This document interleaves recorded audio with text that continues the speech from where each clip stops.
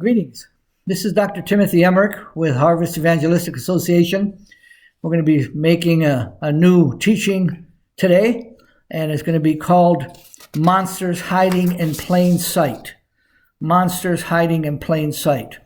I invite everybody to look at my video called Intended Evil.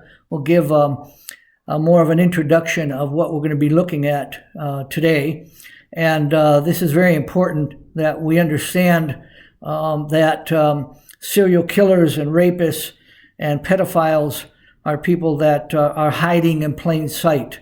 They blend in very well into the general population, and the people that you would never expect would be included in that category. Also, I would advise you please to look at my bio that's on our website as well. That's on YouTube, and you can see my qualifications in teaching this area. Many years in law enforcement and human services. I have an expertise in behavioral profiling, psychopathic behavior, post-traumatic stress disorder. I'm a narcotic specialist and a forensic interview specialist as well. So please join us in doing this video so we can learn from it and also learn how to protect ourselves.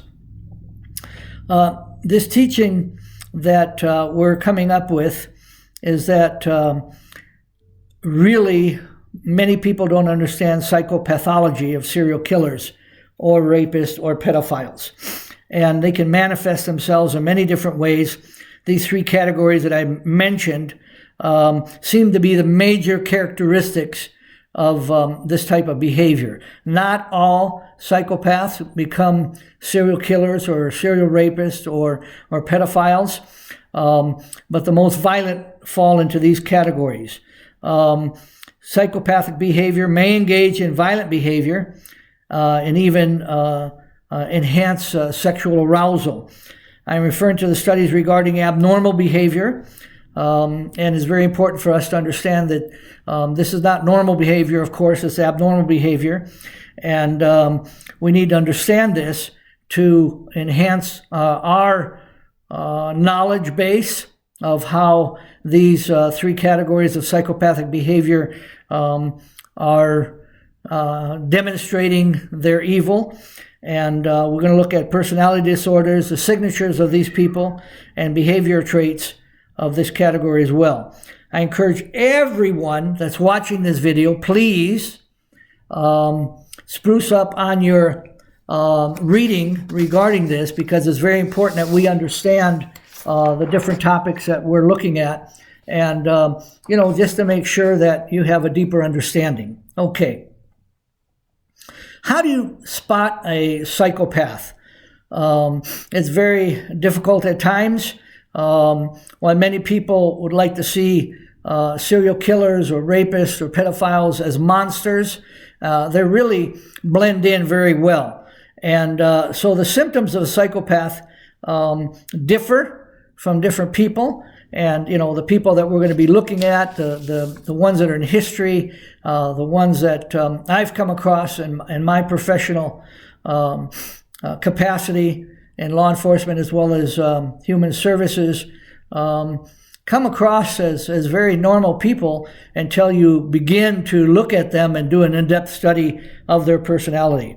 This is a personality disorder, and it's used interchangeably, which I don't really agree with, as antisocial personality disorder, because many of them are not antisocial on the surface.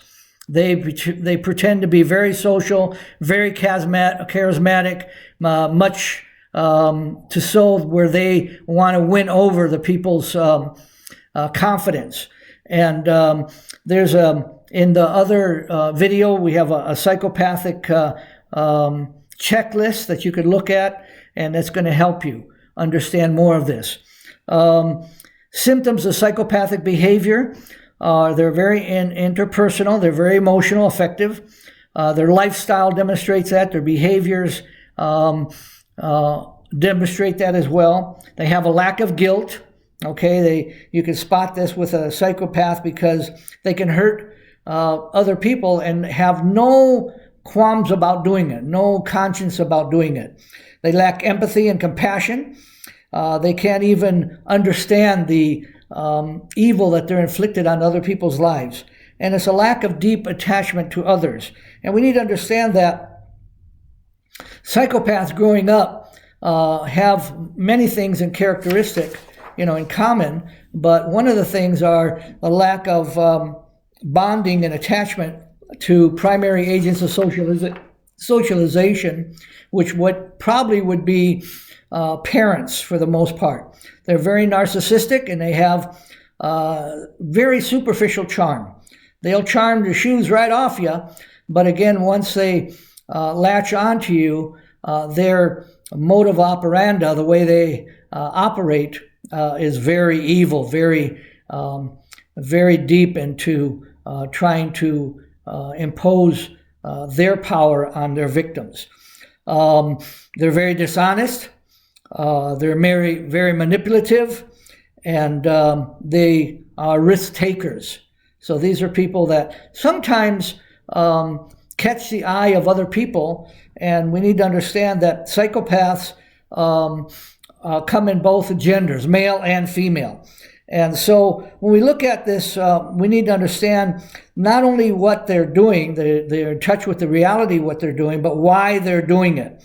And that means try to fit in with society in general so they can work in different spots as in law enforcement. They could be involved also in with this narcissistic behavior as working with youth, working in football teams, soccer teams, basketball teams. They can be pastors, priests. They can be a lot of different people that we would never suspect of being in these categories, but they infiltrate into very weak-minded people's lives so they can use them as prey. And so when we look at this, it's very important to understand that nevertheless, the vast majority of psychopaths, probably 90%, have had more interaction with criminal justice system than many of the violent or abusive people in this characteristic. But yet, many people have ignored this. I remember one time going down into the prison. I had to go down 3 flights of stairs to get into the belly of this prison. And there was a young lady. She was probably in her 30s, maybe a little bit younger. And I asked her what she did, and she said she was a psychologist. And she offered diagnoses to review boards for people to be paroled or not. And I said, okay, let me ask you a question. My question is, what is the difference between a sociopath and a psychopath?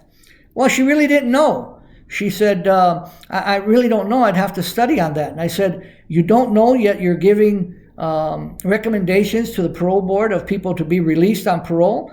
I said, if you release a psychopath to the parole board as being qualified to be released, you're releasing a monster back again into the community. And so I knew she didn't like what I was saying, but hopefully she did her homework. Okay. We're going to be going into basically 4 types of profiling, okay, because I want people to understand how we come up with this. Profiling, let me say to begin with, is not a very scientific way to look at people. There's a lot of clues that people look at in law enforcement and psychologists, psychiatrists, people who do behavioral profiling, to try to pull ends together to meet a characteristic pattern of these people that are committing these crimes. There's clinical profiling, which is a diagnostic evaluation. There's typological profiling, crime scene analysis that a lot of CSIs do, as well as behavioral experts like myself.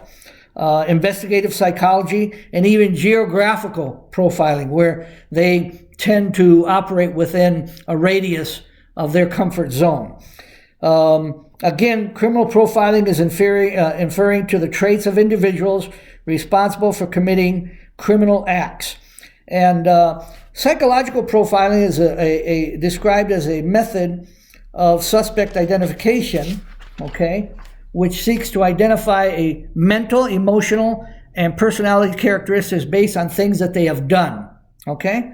When we look at crime scene indicators like sexual homicide, evidence of sexual assault, these are things that we look at as well. We look at how the victim was positioned and attired, the type of clothes they had on, the injuries or body mutilations to the victim, and evidence of probably sadistic fantasy.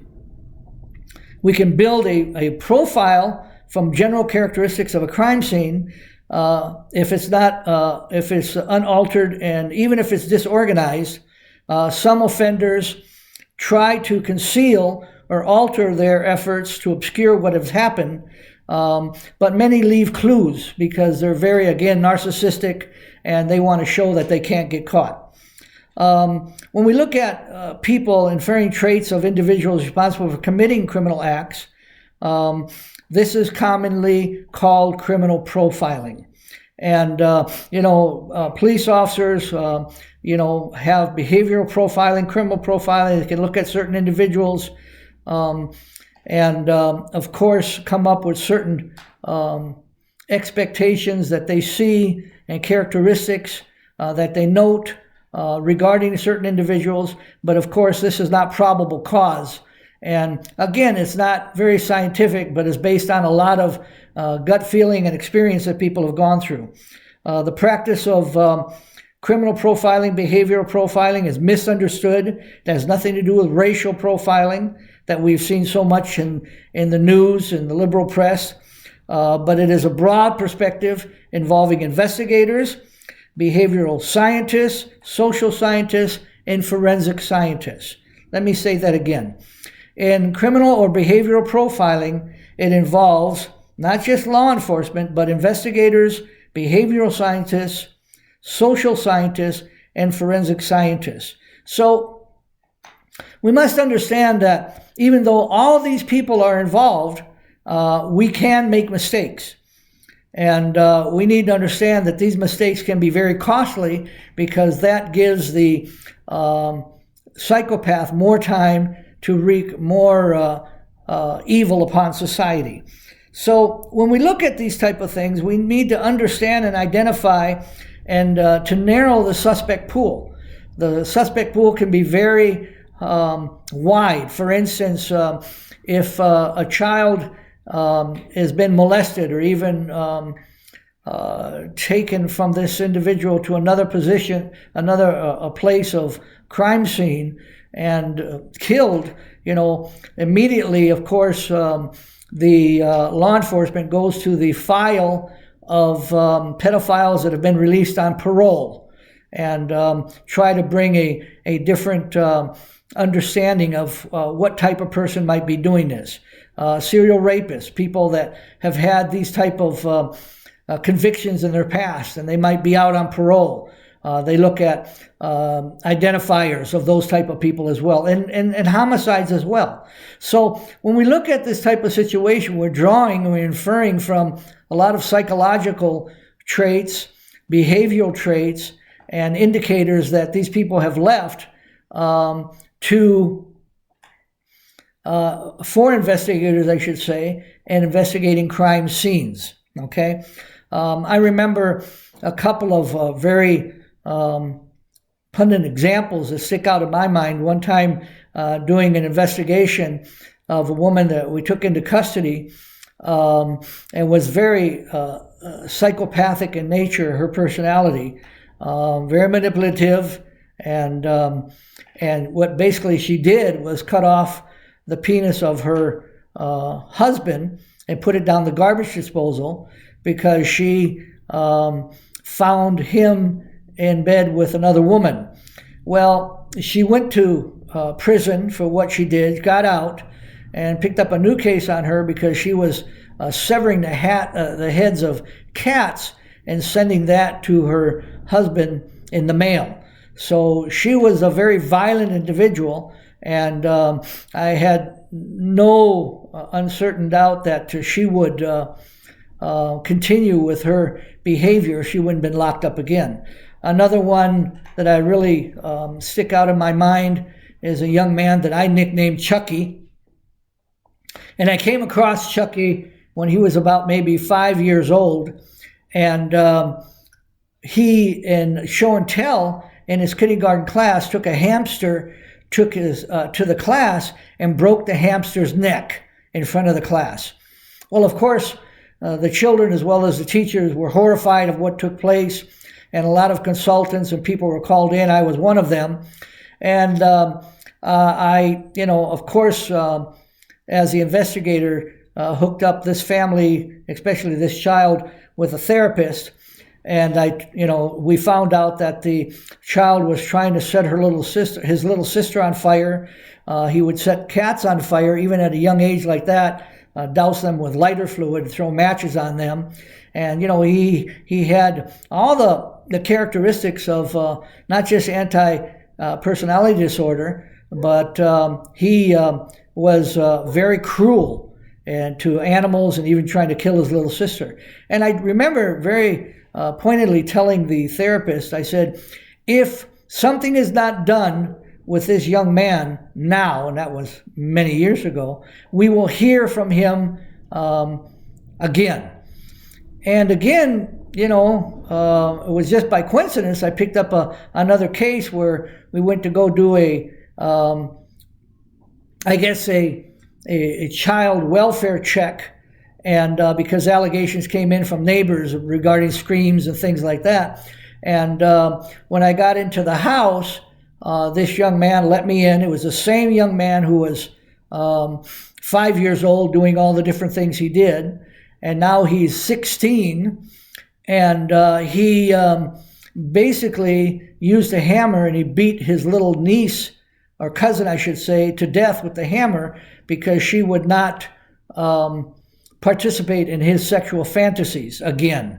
He was molesting her for several times, and the parents went to the local parish and spoke to their minister, their priest, and he decided just to pray for them and not report what was going on of the sexual abuse of this little girl, which could have saved her life, but he didn't do that. And so we had this individual not only molesting, but finally killing his victim. So when we come across people like this, we need to be very aware. Listen to people, look what they're saying and what they're not saying. As a forensic psychologist, I pay attention to a lot of body language, what people say, what people don't say, when I'm evaluating them.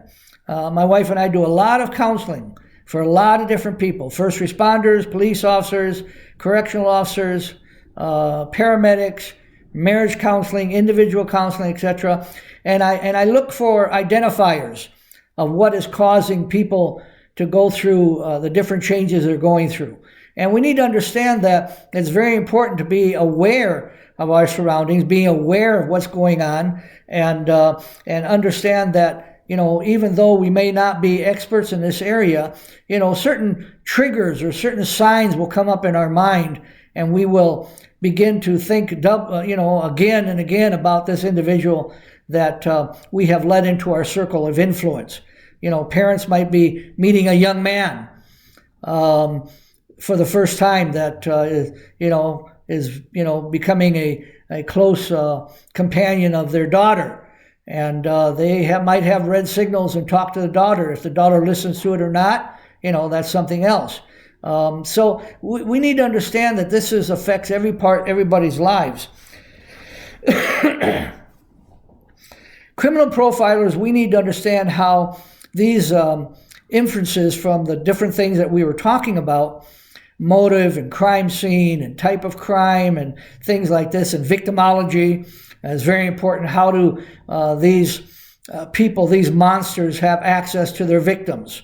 And that's another teaching that I'm going to be doing regarding victimology, how people fall into their snare without really understanding that they're being set up for very terrible things.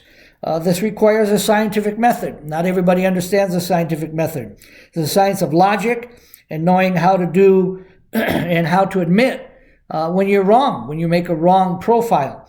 And again, this is not a 100% science. It's inaccurate many times, but what we are able to bring across and bring to the table when investigating and trying to capture, apprehend these type of people is involved in a lot of, by scientists, law enforcement and forensic scientists and psychological evaluators as well, to try to look for common denominators that would help us capture this type of individual. We need to understand that there's bias as well. Anytime humans are involved, there could be bias. And I remember that the FBI had a case where there was a forensic scientist that was saying that she identified through forensics many cases. I think it was about 100 cases that she identified certain forensic evidence to the people that were being arrested, and it turned out to be a lie. And the FBI had to, drop charges against these 100 people that were incarcerated for, based on faulty information that this individual was giving. And she was arrested, and basically her excuse was, I want to be famous. I wanted to be the center of attention. Narcissistic personality, psychopathic personality. So when we look at, we need to be very, unbiased, and the unsettling numbers that come up as that we need to investigate of murders and homicides and also rape as well as pedophilia involved. We need to try to keep an open mind, and our objectives and our goals and our philosophy should not be based on just prior experiences, but again, what the evidence is telling us. The scientific observer is inherently imperfect, okay? And this stems from the fact that we all have subtle forms of bias. And a person who said they are not biased, they're not being truthful with themselves or others. It can be unconscious or conscious bias, but this can easily contaminate understandings of what we're looking at on crime scenes. By the very fact that forensic examination can be distorted by the mental state of the forensic examiner. If you have a forensic examiner that's not stable themselves, how many times that, my wife and I have been dealing with people in positions of authority, and I'm not saying they're psychopathic, but have an alcohol problem, a drug problem, have terrible marriages, violent outbursts. And again, they're in charge of working in situations and employments over other people's lives. And can you imagine having someone like that calling the shots in a correctional institution, So we need to understand we must embrace the scientific method. And there are a series in the scientific method, and when we don't follow the scientific method of criminal behavioral profile, then we can make many mistakes. And many mistakes have been made. I've made mistakes, and I've had to admit to the mistakes that I have made, where I've been not, following all the different symptomology that was put out, and I said that the person that was involved was not involved, and it turned out that a better person than myself came up with more evidence and showed that this individual was involved. And this was a young man. He was about 17 years old, and he was molesting the little girls in the area that he was living. He molested a niece and all her friends, and I completely missed some of the things that went on. And this was many years ago, and have gotten better in my ability to work in this area, but at the same time, we all make mistakes. And a profiler who said they've never made mistakes is lying.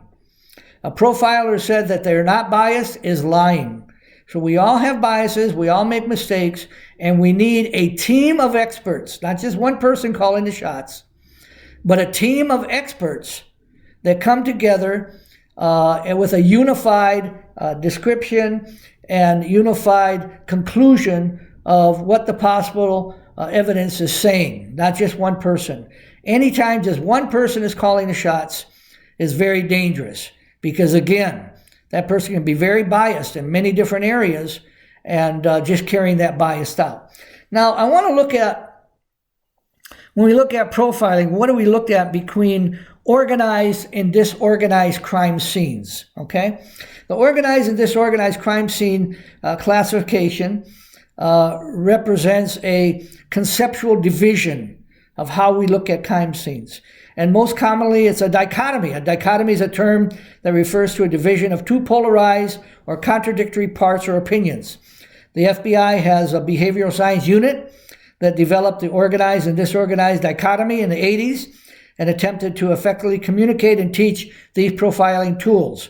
And they do still to this day meet with a lot of different law enforcement agencies to try to help their enforcement personnel to become more aware of this type of behavior and how to catch this behavior. And through the years of experience, they have become better. But again, we are all biased. And just to simplify the language, crime scene profiling for unsophisticated law enforcement agencies request profilers, request people that are expert in these areas. Just because you're in law enforcement, you might understand behavioral characteristics of certain criminals, but that does not make you a profiler. It takes years of knowledge and education and experience, both professionally and academically, to make you a better individual at behavioral or criminal profiling. And there's techniques that we need to understand that we must develop through higher education and through experience and working with other professionals to sharpen our senses in this trade and our education. Now, psychopathic or organized crime scenes differ from psychopathic disorganized crime scenes, and they can be interchanged depending on the criminal involved trying to throw off law enforcement. For instance, in a organized crime scene, it's very apparent that the offender planned his crime for many months.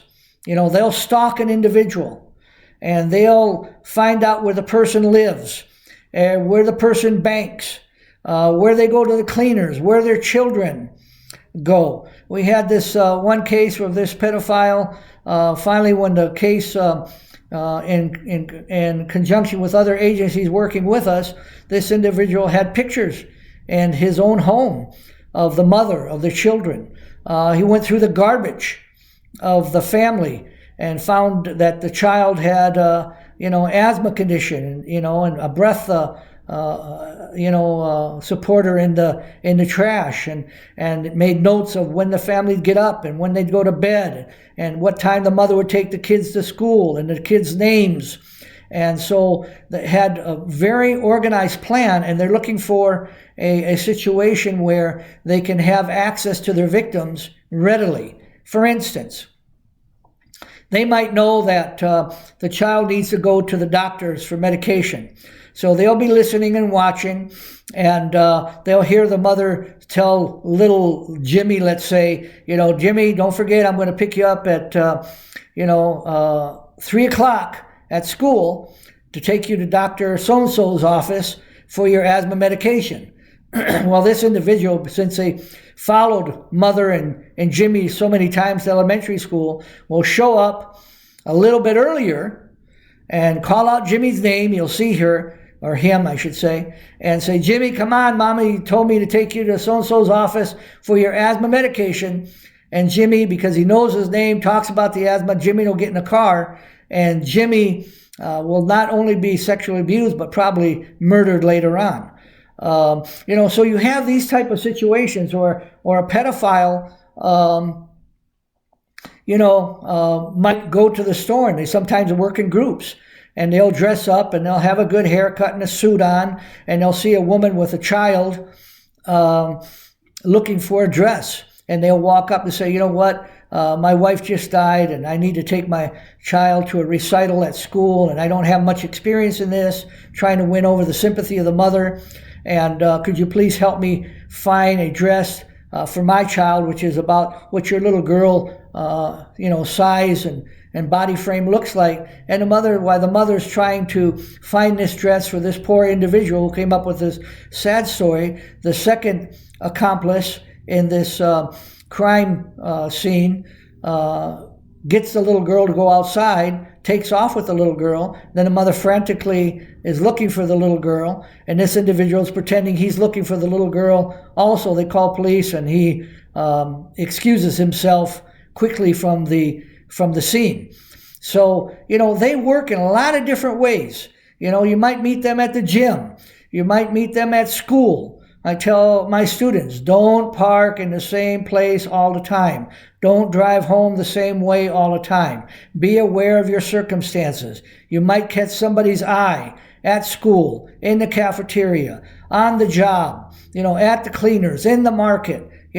Be aware, because they're looking for easy victims. I tell people when they're walking out of stores, get your phone out, get your eyes off the phone and look around. What's going on? What's happening around you? Because, if you're looking at your phone, someone can knock you in the head and take you, and you'd never know who they are, right? Because you're looking at your phone and not your surroundings. So, offenses can be planned. That's an organized crime scene.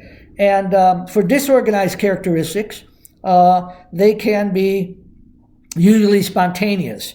The victim usually is a target stranger, okay? And that can be. In children, they can be, I would say that probably 80% of children who are molested by someone they know. It's only about 10, 20% of someone that they don't know. And the victim is personalized by the offender. In other words, they try to have a more ongoing relationship with the child, and not necessarily it's organized, can be disorganized as well, hit and miss. The victim is, once again, very much stalked, and in an organized crime scene, where the unorganized crime scene, it's very sloppy, it's done at a quick of a moment, and and there's those type of things as well. And I always tell people that, if you're ever accosted, whenever someone tries to grab you and take you, you fight for your life.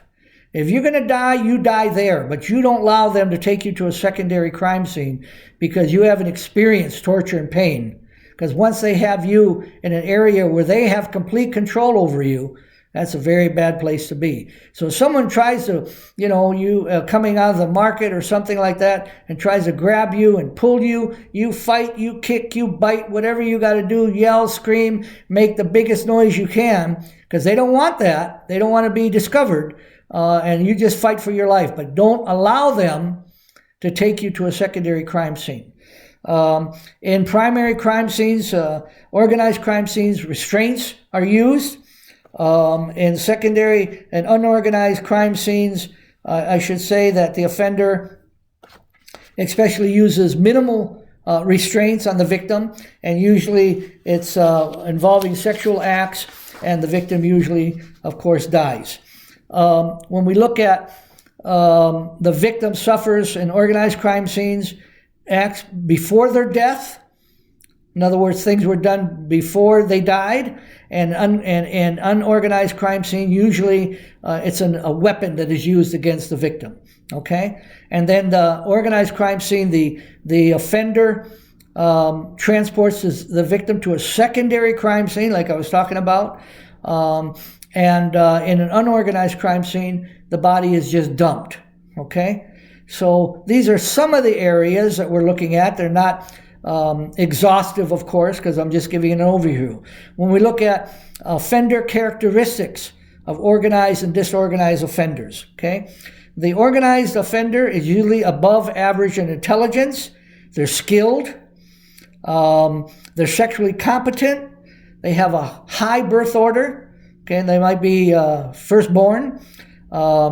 They have inconsistent childhood discipline. They have also controlled mood during the crime. They're very calm, very meticulous. They sometimes use alcohol and drugs, but not necessarily. And they have a participating event that has triggered their spree for crime. Something has taken place that maybe took place in their own childhood that triggered them to continue on doing what they're doing. They have good mobility. They have a good car. And they also follow their crimes in the media.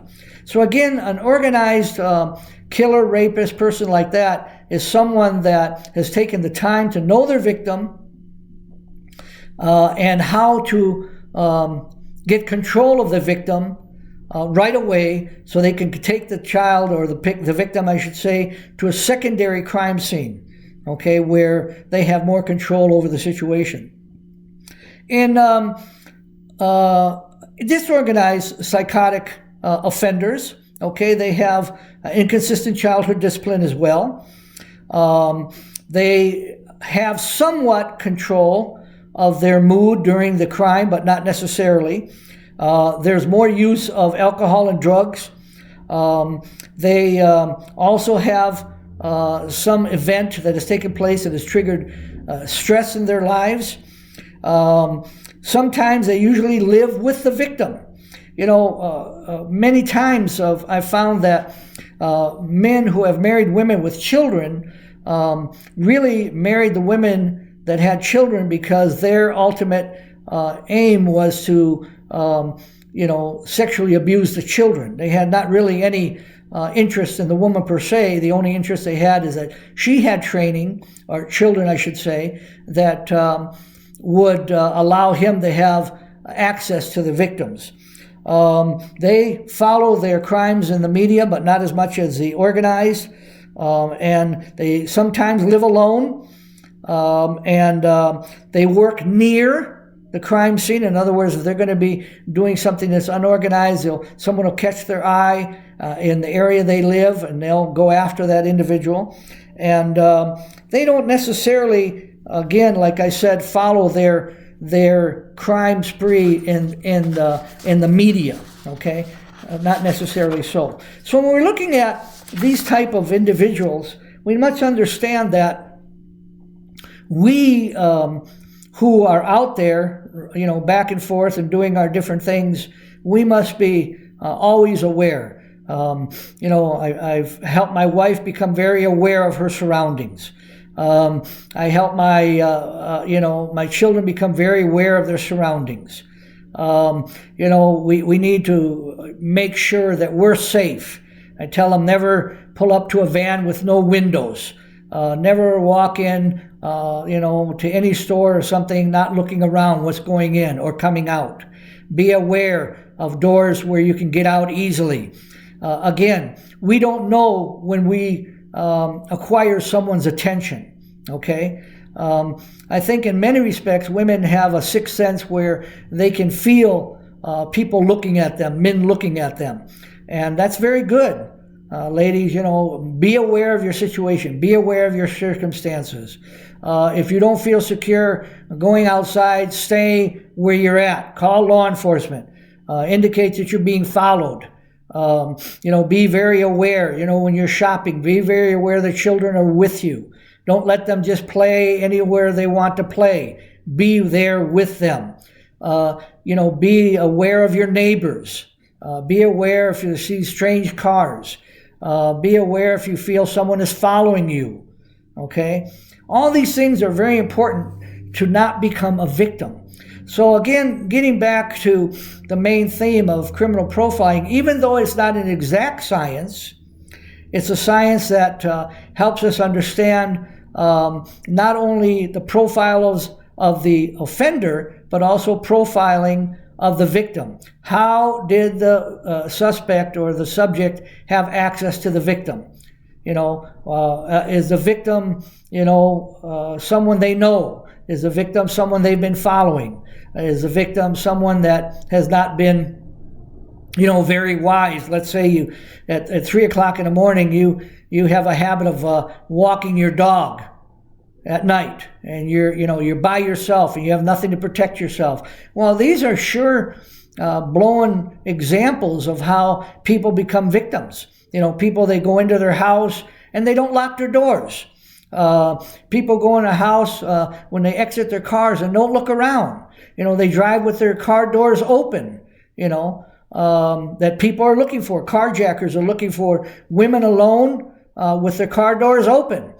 And so we need to understand that there's certain things that we can do to secure ourselves, to make ourselves live more safely.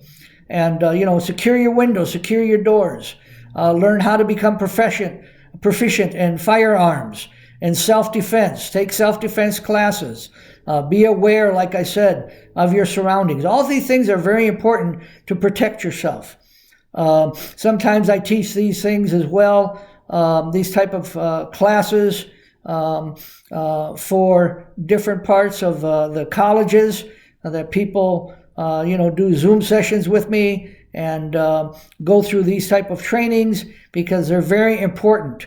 I just got off the phone with a former student of mine that he was looking into, some type of home security.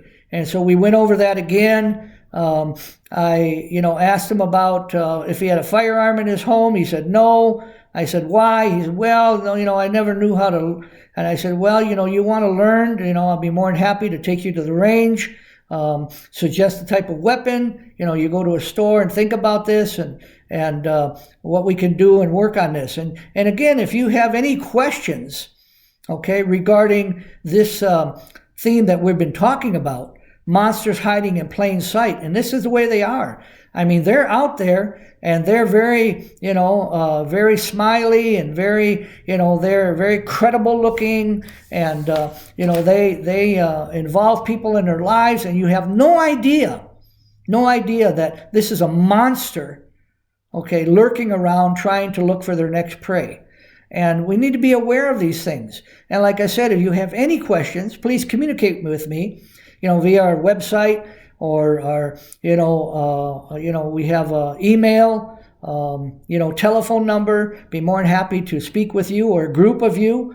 We could set up either an in-person group if we live close enough, where you guys are at, or we can do a Zoom session with many people as well to talk about home security and how to protect yourselves and more on this topic.